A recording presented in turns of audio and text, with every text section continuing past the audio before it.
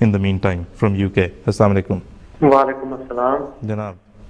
سر میرا ایک چھوٹا سا کویسچن تھا. جناب احادیث سے پتہ چلتا ہے کہ حضرت صلی اللہ علیہ وسلم نے اپنے صحابہ کو تعلیم نہیں دی تھی کہ حضرت عیسیٰ علیہ السلام آسمان پر زندہ چلے گئے ہیں. تو اگر انہوں نے یہ تعلیم اپنے صحابہ کو نہیں دی تھی تو وہ پھر یہ مسلمانوں میں یہ کیسے عقیدہ آ گیا کہ حضرت عیسیٰ علیہ السلام آسمان پر چلے گے ہیں اور وہ کسی مینار کے اوپر اتریں گے؟ بس اس کی ذرا وضاحت چاہتا تھا میں. جی بالکل ٹھیک ہے. تو عالم صاحب آپ سے میں درخواست کروں گا، خاص طور پہ یہ بعض ٹیلی ویژن چینلز پہ جو آج کل پروگرام چل رہے ہیں ان میں اس بات پہ زور دیا جا رہا ہے کہ امام مہدی جو ہیں وہ بیت المقدس میں جماعت کروانے کے لیے، نماز کی جماعت تک باجماعت لیڈ کرنے کے لیے تیار کھڑے ہوں گے. ایسے میں اچانک آواز آئے گی کہ عیسیٰ علیہ السلام کا نزول ہو گیا. پھر وہ لوگ دیکھیں گے ایک مینار کی طرف، آسمان کی طرف دیکھیں گے تو مشرقی مینار پر حضرت عیسیٰ علیہ السلام کو پائیں گے. پھر وہ کہنے والے یہ کہہ رہے تھے کہ بڑے پیار سے سیڑھی لگائی جائے گی اور انہیں اتارا کر نیچے لے کے آیا جائے گا.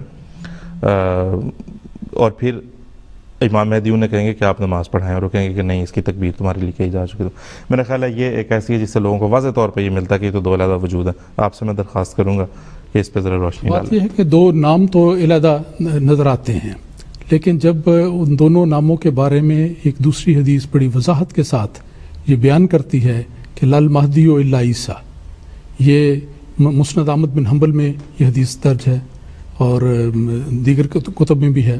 تو اس لحاظ سے اگر یہ واضح حدیث موجود ہے تو پھر یہ اشتباہ دور ہو جانا چاہیے. ایک شخص کے دو ذمہ داریاں ہو سکتی ہیں. ایک انسان ہم دیکھتے ہیں اس کے ذمہ دو کام ہو جاتے ہیں تو وہ دو شخصیتیں نہیں بن جاتی. اسی لیے امام مہدی کا منصب وہ حضرت صلی اللہ علیہ وسلم کی روحانی بعثت کے لحاظ سے ہے، روحانی ان کی بعثت ثانیہ ہے.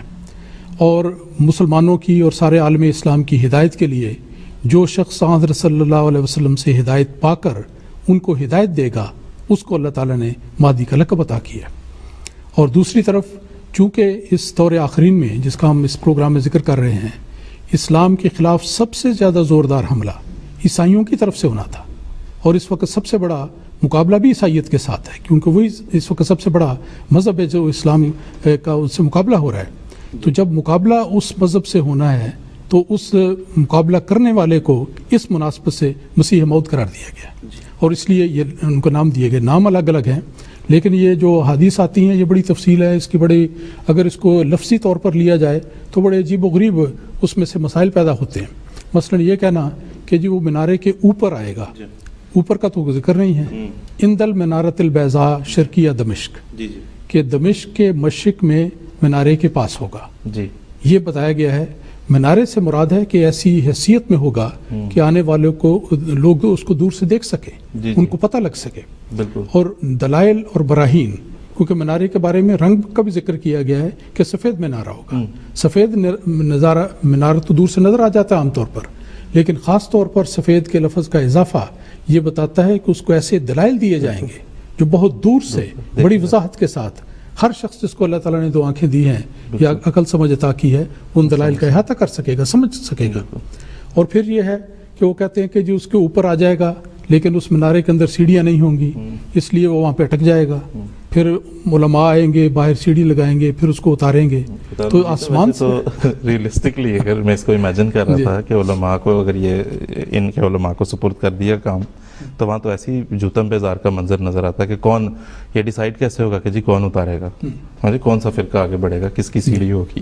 وہاں تو ایسی ہے کہ عجیب و غریب کشمکش وہاں شروع ہو جائے گی نا.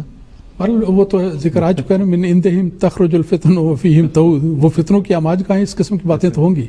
اگر اس بات کو آگے چلائیں تو دیکھیں کہ ایک بات قابل ذکر ہے یہاں پہ مینارے کے سلسلے میں کہ وہ مینارے کے قریب آئے گا اور وہ دمشق کے مشرق میں ہوگا، مینارے کے اوپر کا ذکر نہیں ہے. تو جب دمشق سے آپ مشرق کی طرف ایک خط کھینچیں تو ہمارے ناظرین کو بہت ساروں کو سن کے حیرت ہوگی کہ قادیان عین دمشق کے مشرق میں ہے، بالکل اسی عرض بلد پر ہے. اس لحاظ سے عین اس لائن پہ آتا ہے تو قادیان کی طرف وہ اشارہ ہے. یہ حکمت کے اور عارفانہ اشارے ہیں جو نبی اکرم صلی اللہ علیہ وسلم کے کلام میں نظر آتے ہیں. اور پھر لوگ یہ بھی اعتراض کرتے ہیں کہ دیکھیں جی کہ مسیح موعود علیہ السلام نے اس بات کو اپنے اوپر لگانے کے لیے قادیان میں مینارے کی بنیاد رکھ دی. وہ مینارہ آپ کی زندگی میں اس کی بنیاد رکھی گئی، بعد میں اس کی تکمیل ہوئی خلافت ثانیہ کے دور میں. یہ ایک تاریخی بات ہے، لیکن بات یہ ہے کہ اس مینارے پر نزول کی بات تو تب پوری ہوتی جب آپ کی پیدائش سے پہلے وہ مینارہ بنوایا جاتا. جب وہ نزول ان کا ہو چکا، جب وہ آ گئے، اس کے بعد اگر مینارے کی بنیاد رکھی گئی ہے تو ظاہر بات ہے کہ وہ اس غرض سے نہیں کہ یہ دکھانا دنیا کو مقصود ہو کہ یہ وہ مینارہ ہے جس پر وہ ان کا نزول ہوا ہے، بلکہ مینارہ اس پیش گوئی کی طرف توجہ دلاتا ہے جس پیش گوئی کا ہم ذکر کر رہے ہیں، اس حدیث کی طرف توجہ دلاتا ہے کہ اس پر غور کرو، اور جو شواہد اور براہین اور دلائل بڑے واضح اور روشن اس مسیح کو ہم نے عطا کیے ہیں، اس پیش گوئی کی طرف اشارہ کرنے کے لیے حضرت مسیح موعود علیہ الصلوۃ والسلام نے اس مینارے کی بنیاد رکھی. یہاں پہ یہ بھی سوال پیدا ہوتا ہے کہ یہ جو کہتے ہیں کہ جی مینارے پر اترے گا، تو جس وقت حدیث بیان ہوئی ہے اس وقت تو دمشق میں کوئی ایسا مینارہ نہیں تھا. یہ جو مینارہ آج نظر آتا ہے یہ بعد کا بنایا ہوا ہے، تو وہ بھی تو بعد کا بنایا ہوا ہے، صرف یہ بتانے کے لیے کہ چونکہ حدیث میں آیا ہے اس لیے دمشق کے مشرقی کنارے میں ہم کو ایک مینار بنا دیں تاکہ انتظار کریں کہ اس کے اوپر وہ مہدی وہاں پہ مسیح اس پہ اترے گا. تو یہ ساری باتیں ایسی ہیں جن کو لفظی طور پر اور اسی طرح دقیانوسی رنگ میں اگر لیا جائے تو یہ طریق درست نہیں ہے. اس کا اصل جو مضمون ہے وہ سمجھنا چاہیے اور اس کی توجہ کرنی چاہیے. آخر یہ کلام رسول اکرم صلی اللہ علیہ وسلم کا ہے، ایسا تو نہیں کہ اس میں سے اس قسم کی تفاصیل نظر آتی رہیں کہ جن کے اوپر سخت اعتراضات وارد ہوتے ہیں. بالکل. دوسرا ہے کہ خدا تعالیٰ جس نے اس کو مینار کی چوٹی تک لے آیا ہے وہ اسے نیچے اتار دیا تاکہ وہ مزید اختلافات کا باعث نہ ہو. اور پہلے تو ویسے ہی دیکھیں کہ ایک جسمانی وجود کس طرح آسمان پہ اول تو گیا نہیں. پہلی بات تو یہ ہمارے نزدیک تو مسئلہ ہی صاف ہے کہ جب آسمان پہ گیا نہیں تو آئے گا کیسے، لیکن ان کے نزدیک وہ چلا گیا اور جب آئے گا تو 2000 سال ہو چکے ہوئے ہیں. تو یعنی کتنی عمر کا انسان ہے، کتنی اس کی قوت ہے، مدافعت کتنی ہے، ہمت کتنی ہے، یہ بھی سوچنے والی بات ہے. پھر اس ساری فضا میں سے گزرے. سائنسدان تو کہتے ہیں کہ بڑے بڑے میٹیورز آتے ہیں اور ختم ہو جاتے ہیں، جل کے بھسم ہو جاتے ہیں، تو انسان کیسے بچ جائے گا کہ اس طرح ہے. اور دوسرا کیا اللہ تعالیٰ اسی طرح پہلے نبیوں کو بھیجتا رہا ہے، یہ بھی تو دیکھنے والی بات ہے. کوئی تاریخ میں ایسا پہلے واقعہ نظر آتا ہے کہ کسی نبی کو اللہ تعالیٰ نے آسمان سے اس طرح نیچے لٹکا کے بھیجا گیا ہو؟ کبھی نہیں ہوا. مینار کے اوپر آیا ہو یا کسی اور جگہ پہ آیا ہو، کبھی ایسا نہیں ہوا. بلکہ وہ جو نزول کا لفظ ہے وہ تو اپنے اندر بے شمار معنی رکھتا ہے.